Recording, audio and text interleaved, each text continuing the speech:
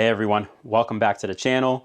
Welcome to another video, and I'm so excited to see you all again for another one. Continuing our Linux journey, again, in our last video, we talked a little bit about Vim, we talked about the history, and we talked about some important people when it comes to this particular text editor. And now that we have the history out of the way, now we can actually dive a little bit deeper into the actual text editor and we can learn a few things. Some of the items that you're going to learn today is learning how to bring up the text editor. We're going to talk a little bit about the modes within the text editor, and we'll also talk a little bit about what those modes are, and we'll also talk about the modes in specific as to why they're important. Insert mode, normal mode, command line mode.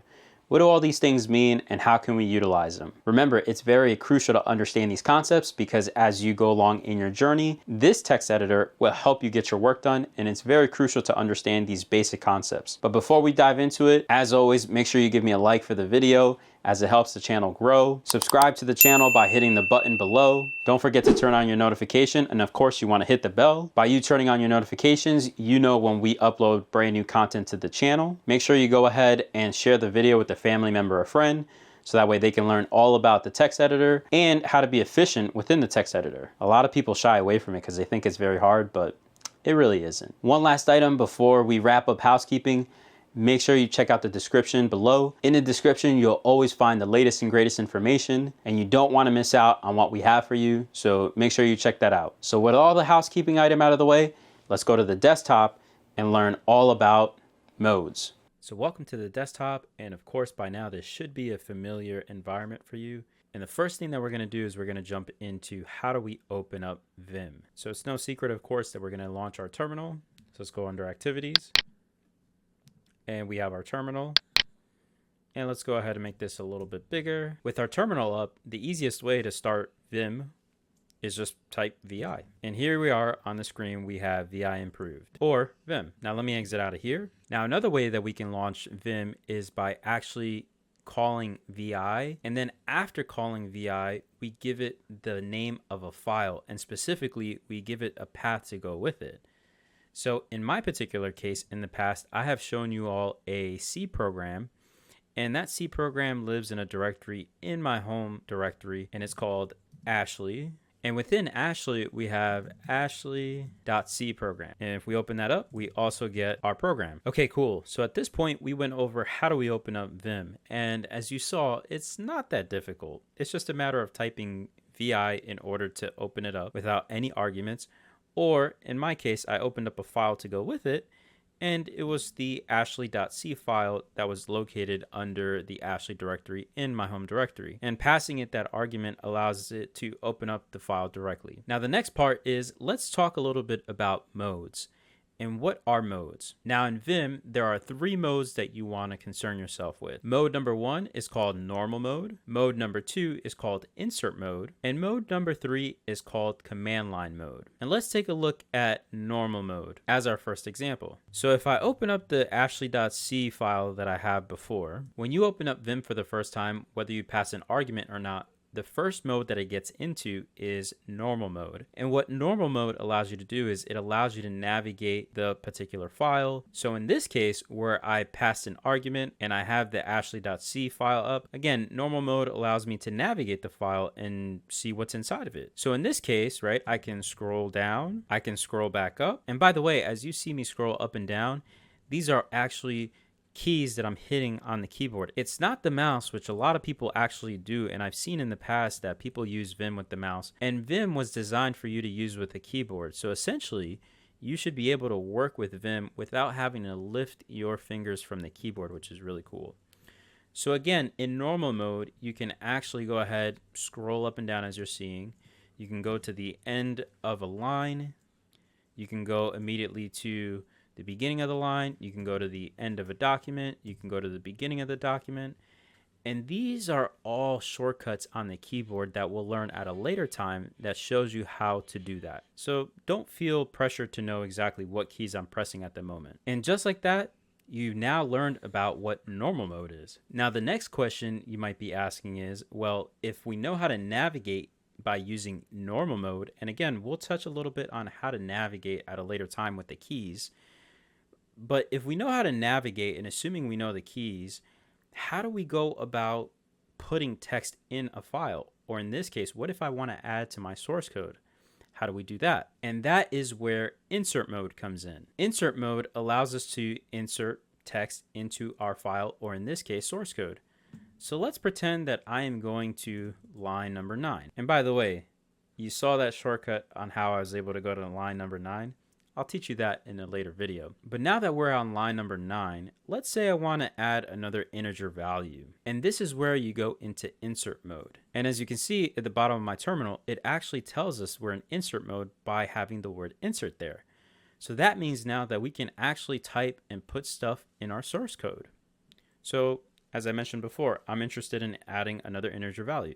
So let's go ahead and do that. Int, and we'll call this number 1. And we'll give it a value of 0. Great. Now that we're done inserting our text into our source code, the next part is we have to get out of insert mode to go back into normal mode. And remember, normal allows us to navigate our source code.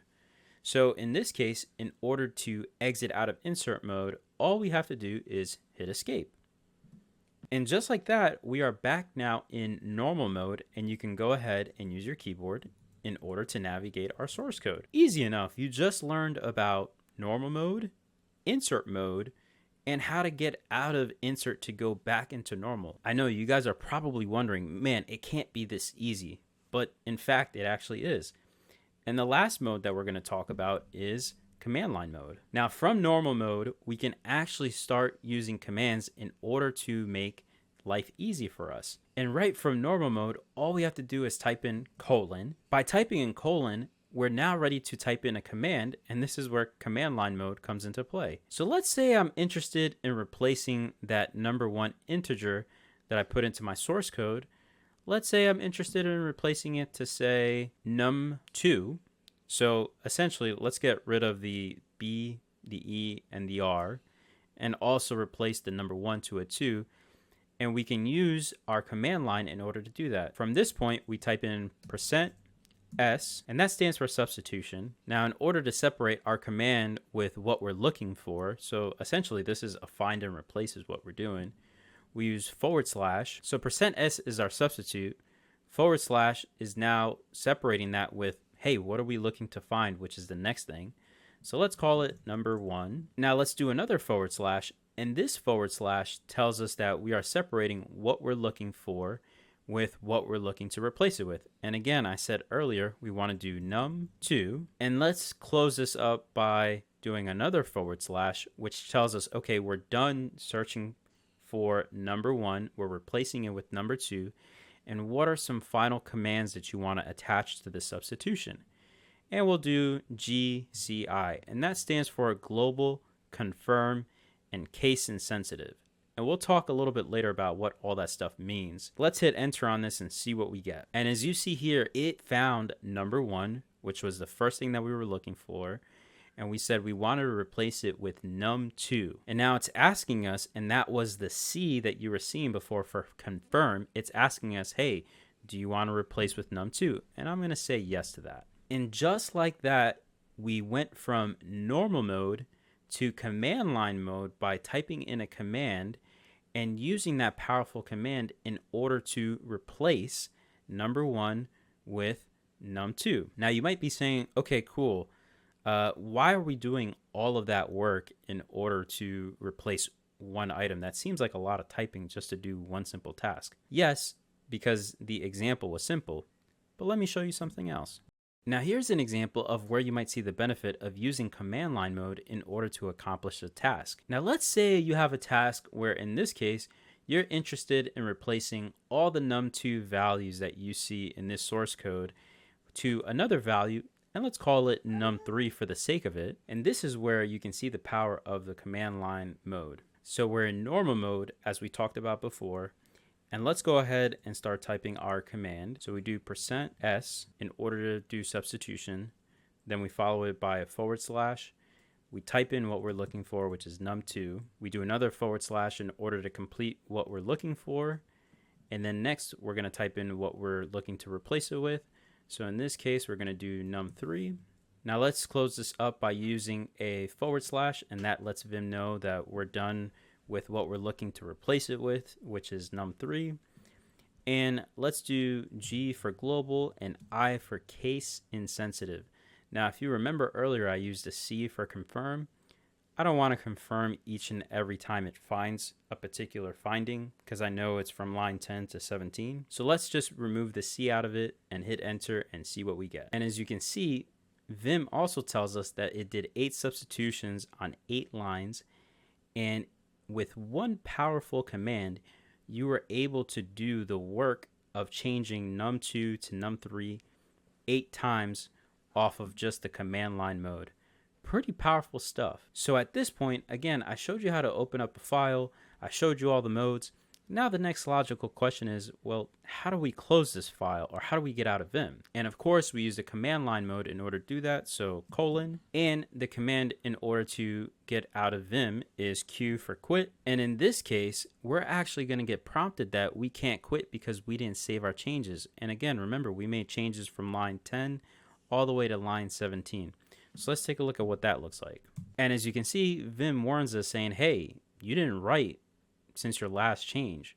So in order to make sure that you really want to quit, go ahead and add an exclamation point to that. And that's exactly what I want to do. I want to make sure that I don't write over this particular file, because this file that I wrote to was just used in order to show you that example. Later on, when I want to save my changes, I'll show you what command to use. But for now, let's go ahead and quit. And let's use exclamation point in order to make sure that we tell Vim, yes, that's exactly what we want to do.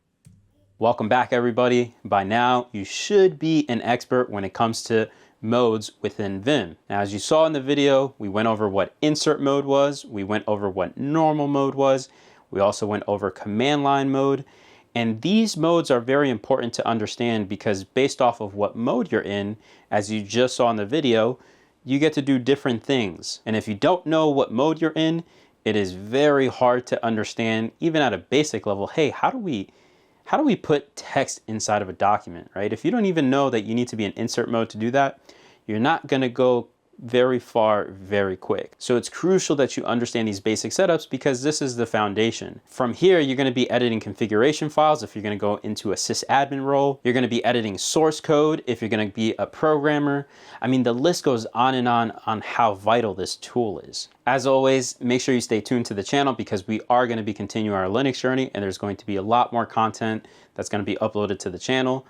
So if you like what you saw today, make sure you give me a like for the video. Go ahead and subscribe to the channel and turn on your notifications so that way you know when we upload to the channel. Lastly, share the video with a family member or friend in case they may need to learn Vim. You never know who's interested in learning about Vim as a text editor. Oh, and before I forget, guys, make sure you check out the description in the video as we always keep everything up to date. So that'll do it for this video, and I'll see everybody in the next one.